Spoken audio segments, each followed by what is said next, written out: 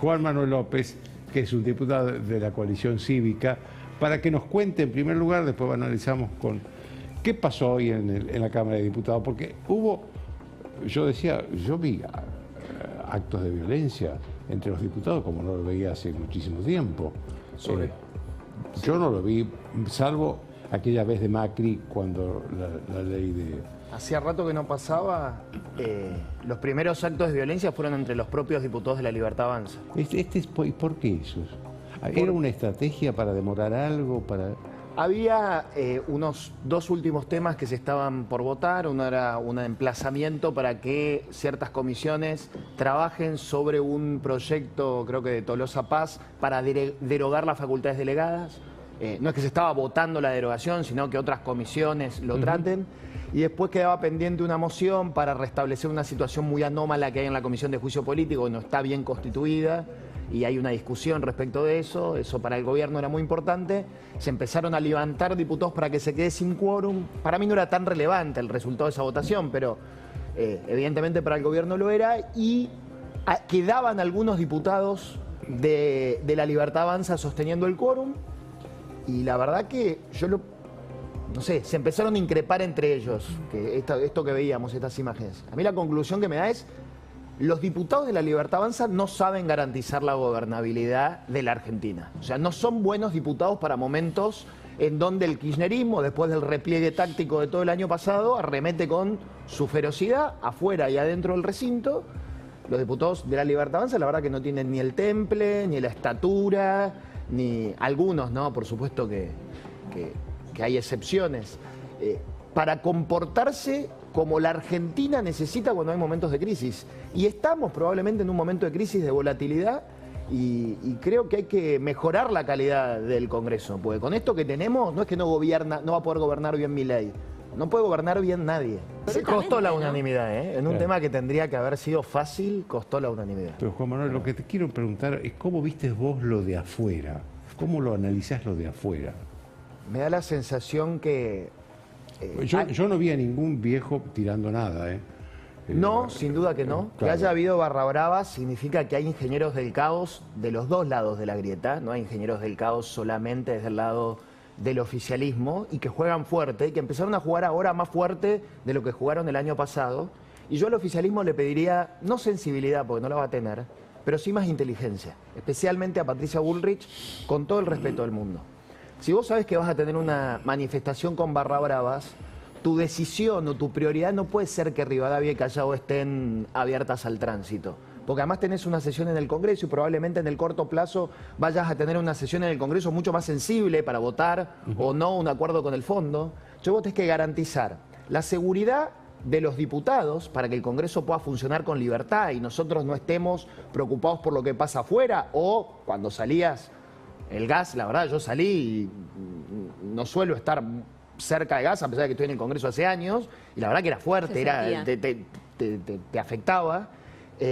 Y todo era para que Callao y Rivadavia estén liberados, que terminaron no estando liberados, se terminó generando un caos, y acá hay gente que quiere pudrirla. Ahora, bueno, Juan entonces Manuel, hay que ser inteligentes.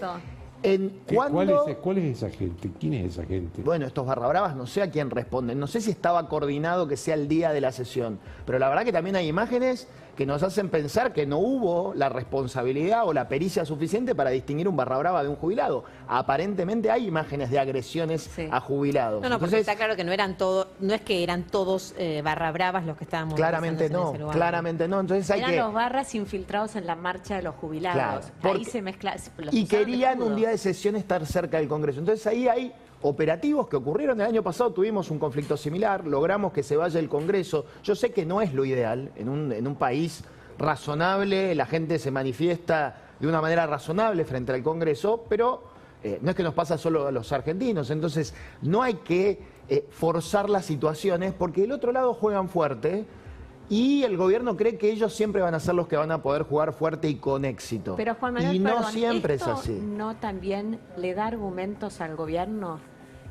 Por suerte, Paz, que sabe de leyes, tiene poca agua, no me va a poder tirar el vaso, ¿no? Esa escena fue terrible, me hizo acordar a los programas de Mauro Viale, de Samantha, Natalia y todo lo demás.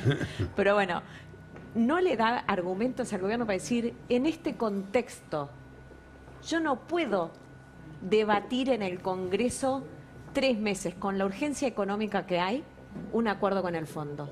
¿Está el Congreso hoy como para debatir un eventual acuerdo con el fondo o en algún punto justifica el que el gobierno lo haya enviado con DNU? La verdad que no lo había pensado de esa manera, pero pareciera que el gobierno puede tener algún punto. No hay un Congreso que tenga ganas, por lo menos, digo, en su mayoría, ¿no? Nosotros queremos que se debata el acuerdo con el fondo y nos parece imprescindible, diría, que haya acuerdo con el fondo.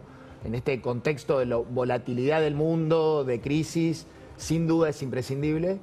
El DNU no es lo mejor, pero sí, tal vez el gobierno dice, si se hubiese debatido hoy, evidentemente hubiese habido diputados que hubiesen querido podrir la sesión. Pero no no es lo ideal, ¿no? De todos modos, en algún momento lo va a tener que debatir al DNU. Sin duda.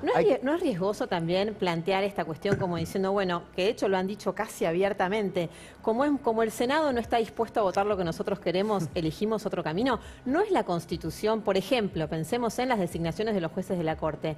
Bueno, como el Senado no me da los votos para designarlos en los tiempos que yo quiero o a los que yo quiero o no responde como yo quiero, sí, entonces elijo otro Digamos camino. Que lamentablemente el DNU es una práctica habitual, consolidada por todos los gobiernos.